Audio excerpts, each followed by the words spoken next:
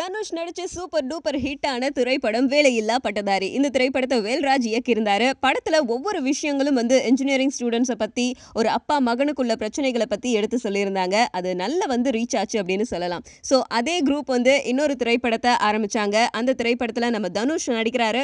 தனுஷ் கூட Amy Jackson and Samantha 2 பேரும் நடிக்கிறாங்க. சமீபத்துல நம்ம கேள்விப்பட்ட நியூஸ் என்னன்னா, இந்த திரைப்படத்துல தனுஷ் ஸ்கூல் பையன் கெட்டப்ல நடிச்சிட்டு இருக்காரு. ஒருவேளை இந்த திரைப்படத்துல 3 படத்துல வந்த மாதிரியான கதை அம்சம் ஏதாவது இருக்குமா அப்படின்னு சொல்லிட்டு நம்ம விசாரிச்சு பார்த்தப்போ, இது டோட்டலா வேற கதை அப்படின்னு சொல்லியிருக்காங்க. இன்னொரு விஷயமும் பேசப்பட்டுச்சு. இது வேலையில்லா பட்டதாரி படத்தோட 2வது பாகம் அப்படின்னு சொல்லிட்டு. ஆனா தனுஷ் இந்த படத்துடைய கதை முற்றிலும் வேற கதை அப்படின்னு சொல்லியிருக்காங்க.